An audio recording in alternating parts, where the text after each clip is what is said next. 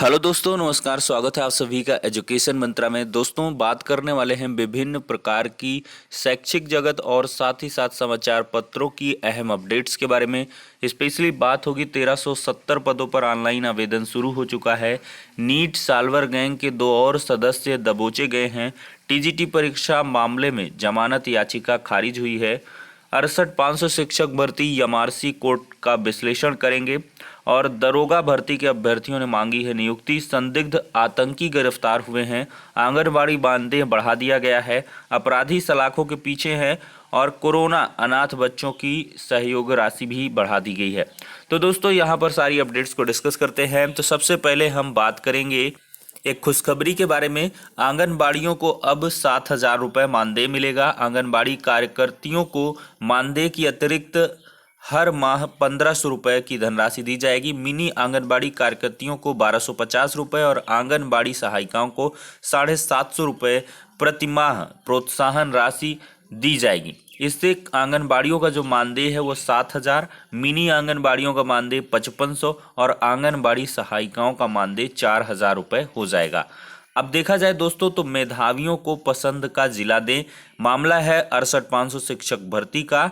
और इसमें कोर्ट ने ऑर्डर दिया है कि आरक्षित श्रेणी के ऐसे मेधावी अभ्यर्थी जो मेरिट में ऊपर होने के कारण सामान्य वर्ग में चयनित किए गए हैं, उनको एमआरसी बोला है, तो उन्हें उनकी प्राथमिकता का जिला आवंटित किया जाए। और इसी के साथ कोर्ट ने एमआरसी अभ्यर्थियों के संबंध में एकल पीठ के निर्णय में हस्तक्षेप करने से इनकार कर दिया है। कोर्ट ने कहा है कि एमआरसी अभ्यर्थियों से 2 माह के भीतर आवेदन लेकर उनकी पसंद का जिला आवंटित किया जाए। कोर्ट ने सामान्य वर्ग में ऊंची मेरिट के अभ्यर्थियों को भी उनकी पसंद के 3 प्राथमिकता वाले जिले में से किसी एक में पद रिक्त होने पर नियुक्ति देने का निर्देश दिया है। कोर्ट ने यह निर्णय अभ्यर्थियों के बीच आपसी सहमति बनने के आधार पर दिया है। यह भी कहा है कि इस निर्णय को नजीर नहीं माना जाएगा।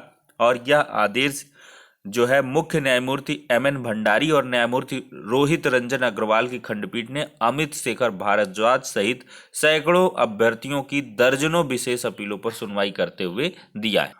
अब दोस्तों, यहां पर देखा जाए तो असिस्टेंट इंजीनियर के एक पद पर 331 दावेदार हैं। सम्मिलित राज्य अभियंत्रण सेवा परीक्षा 2021 के तहत असिस्टेंट इंजीनियर के प्रत्येक पद पर 331 अभ्यर्थियों ने दावेदारी की है। उत्तर प्रदेश लोक सेवा आयोग ने 281 पदों के लिए 13 अगस्त को विज्ञापन जारी किया था। ऑनलाइन आवेदन की अंतिम तिथि 13 सितंबर तक 93,045 अभ्यर्थियों ने आवेदन किया। हालांकि इनमें से 2,438 अभ्यर्थियों के जो अब फोटो व हस्ताक्षर हैं वो त्रुटिपूर्ण समझ में आए हैं। दोस्तों, एक अलग सी अपडेट, पॉलिटेक्निक के 1370 पदों पर भर्ती के लिए फिर से आवेदन मांगे गए हैं। देखा जाए, प्राविधिक शिक्षा के तहत राजकीय पॉलिटेक्निक में प्रधानाचार्य के 13, विभिन्न विषयों के प्रवक्ता के 1254, कर्मशाला अधीक्षक के 16, पुस्तकालयाध्यक्ष के 87, कुल मिलाकर 1370 पदों पर भर्ती के लिए लोक सेवा आयोग ने फिर से आवेदन मांगे हैं। अखिल भारतीय तकनीकी शिक्षा परिषद ने इन पदों पर भर्ती की नियमावली में संशोधन कर दिया था। शासन ने पुराना विज्ञापन निरस्त करते हुए नए सिरे से भर्ती को पत्र लिखा था, जिसके कारण आयोग ने विज्ञापन जारी किया। 7 सितंबर को निरस्त किया था। 3 साल पहले 1261 पद विज्ञापित हुए थे, लेकिन बीच में 109 पदों का अधियाचन और आ गया। इन पदों को भी पूर्व विज्ञापित पदों के साथ शामिल करते हुए 1370 पदों पर नए सिरे से ऑनलाइन आवेदन मांगे गए हैं। आयोग के सचिव जगदीश के अनुसार विस्तृत विज्ञापन बुधवार को जारी होगा। अब नीट का भंडाफोड़ हुआ है दोस्तों। साल्वर गैंग के 2 और जो सदस्य हैं वो दबोचे गए हैं। नीट के साल्वर गैंग से जुड़े और केजीएमयू लखनऊ में एमबीबीएस अंतिम वर्ष के छात्र ओसामा शाहिद व बीएचयू की छात्रा जूली के भाई अभय महतो को भी पुलिस ने गिरफ्तार कर लिया है। इन दोनों की गिरफ्तारी मंगलवार को पांडेपुर चौराहा के निकट की गई है। इनके पास से नीट के कई प्रवेश पत्र और दूसरे दस्तावेज जो है वो बरामद हुए हैं। वैसे सोमवार को बीएचयू की छात्रा एवं उसकी मां की गिरफ्तारी की सूचना मिलने के बाद ओसामा व जो अभय महतो है उसने मोबाइल और लैपटॉप से कई साक्ष्य मिटा दिए थे। पुलिस उनकी रिकवरी कराने में जुटी हुई है। क्राइम ब्रांच ने सोमवार को सारनाथ क्षेत्र के सोना तालाब में बने एक परीक्षा केंद्र में बीएचयू में बीडीएस सेकेंड ईयर की छात्रा जूली और उसकी मां को दबोचा था। जूली एक अभ्यर्थी की जगह परीक्षा दे रही थी। दोनों को सालभर गैंग ने 5 लाख रुपए का प्रलोभन दिया था।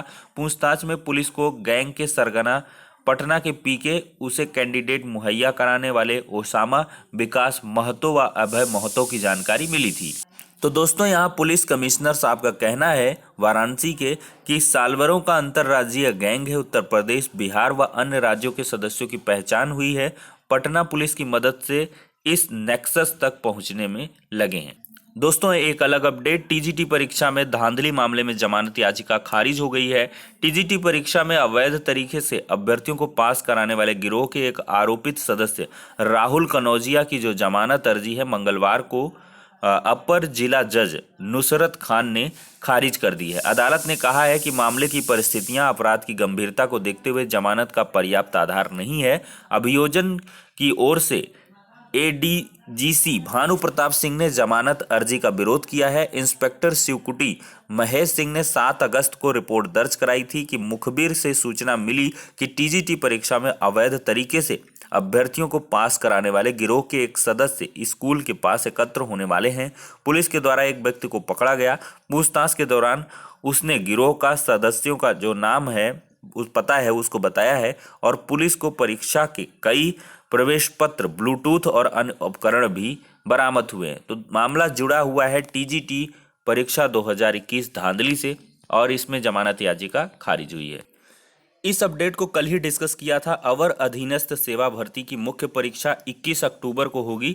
लखनऊ में 672 पदों के लिए 15,335 अभ्यर्थी आजमाएंगे भाग्य। आयोग ने किया ऐलान, 2 पालियों में होगी परीक्षा और आवेदन में त्रुटि के लिए 20 तारीख तक सुधार कर सकते हैं। तो दोस्तों, देखते हैं थोड़ा सा फटाफट। अधीनस्थ सेवा चयन आयोग ने अवर अधीनस्थ सामान्य चयन 2019 के तहत विभिन्न पदों के रिक्त 672 पदों की मुख्य परीक्षा 21 अक्टूबर को कराने का फैसला किया है। आयोग के परीक्षा नियंत्रक दिनेश ने बताया है कि 26 जून को प्रारंभिक परीक्षा के जरिए 15,335 अभ्यर्थी अहर घोषित किए थे। इनकी मुख्य परीक्षा 21 अक्टूबर को लखनऊ में 2 पालियों में होगी। पहली पाली की जो परीक्षा है 10 बजे से 11:30 बजे तक होगी और दूसरी पाली की परीक्षा 2:30 बजे से 4 बजे तक होगी। उन्होंने बताया है कि प्रवेश पत्र के बारे में सूचना अलग से आयोग की वेबसाइट पर दे दी जाएगी। पाठ्यक्रम व परीक्षा योजना 21 अगस्त को ही आयोग की वेबसाइट पर दी जा चुकी है। आयोग ने कहा है कि मंडी परिषद संयुक्त संवर्ग परीक्षा 2018 में आवेदन संबंधी त्रुटियां दूर करने के लिए समय देने का फैसला किया गया है। परीक्षा नियंत्रक दिनेश ने बताया है कि रोड रोलर और नक्शानवीस मानचित्रक पद के आवेदकों के फोटो सत्यापन के दौरान कई अभ्यर्थियों के फोटो, हस्ताक्षर व जेंडर त्रुटिपूर्ण पाए गए हैं। आयोग ने इनकी सूची वेबसाइट पर उपलब्ध करा दी है। संबंधित अभ्यर्थी 20 सितंबर तक सुधार कर सकते हैं। सुधार के लिए यह अंतिम अवसर भी है। दोस्तों, यहाँ पर देखा जाए तो दरोगा भर्ती के अभ्यर्थियों ने प्रदर्शन कर नियुक्ति मांगी है। दरोगा भर्ती 2016 के प्रशिक्षण प्राप्त अभ्यर्थियों ने मंगलवार को इको गार्डन में परेड की और हजरतगंज स्थित पुलिस भर्ती बोर्ड के दफ्तर पर प्रदर्शन किया। अभ्यर्थी नियुक्ति की मांग को लेकर इको गार्डन में बीते 21 दिन से धरना दे रहे हैं। अभ्यर्थियों का आरोप है कि ट्रेनिंग पूरी करने के बावजूद 2486 अभ्यर्थियों की नियुक्ति नहीं दी जा रही है। अभ्यर्थी इस मामले में सरकार की ओर से कोई सुनवाई न होने से नाराज हैं। भर्ती बोर्ड के दफ्तर पर अभ्यर्थियों के प्रदर्शन की जानकारी पर प्रदर्शनकारियों के प्रतिनिधिमंडल की भर्ती बोर्ड ने डीजी से वार्ता करवाई है। अभ्यर्थी हिमांशु ने बताया कि इस बार भी भर्ती बोर्ड ने मामले को टरकाने की कोशिश की है। डीजी ने सरकार के महाधिवक्ता से मुलाकात करने का सुझाव दिया है। इसके बाद पुलिस ने सभी प्रदर्शनकारियों को इको गार्डन पहुंचा दिया। दोस्तों, यहाँ पर देश को दहलाने की साजिश नाकाम हुई है। प्रयागराज में संदिग्ध आतंकी हैं, वो गिरफ्तार हुई हैं। दिल्ली व महाराष्ट्र में 1 और यूपी में 4 संदिग्ध पकड़े गए हैं। प्रयागराज में 2 किलो आरडीएक्स बरामद हुआ है। जीशान, मूलचंद, अबू बकर, ओसामा, समीर, आमिर, जावेद, ये संदिग्ध पकड़े गए हैं। सबसे पहले कोटा से समीर को पकड़ा, फिर लखनऊ, प्रयागराज, रायबरेली से गिरफ्तारियां हुई हैं। तो फिल्मी अंदाज में यहाँ पर ये साजिश कर रहे थे और ये साजिश नाकाम भी हुई है। दोस्तों, कोरोना से अनाथ बच्चों को अब 4,000 रुपए मिलेंगे व बीमा भी होगा। प्रस्ताव है कि 18 साल का होने पर 10 लाख की राशि मिलेगी। देखिए, केंद्र सरकार कोरोना से अनाथ बच्चों को मिलने वाली 2,000 रुपए की सहायता राशि को बढ़ाकर 4,000 रुपये करने की तैयारी में है। साथ ही इनका बीमा भी होगा। महिला एवं बाल विकास मंत्रालय ने इसका प्रस्ताव तैयार कर लिया है, जिस पर कैबिनेट की मुहर लगने का इंतजार है। तो दोस्तों, इस प्रकार से सारी की सारी अपडेट्स हो जाती हैं। नेक्स्ट वीडियो में मिलते हैं।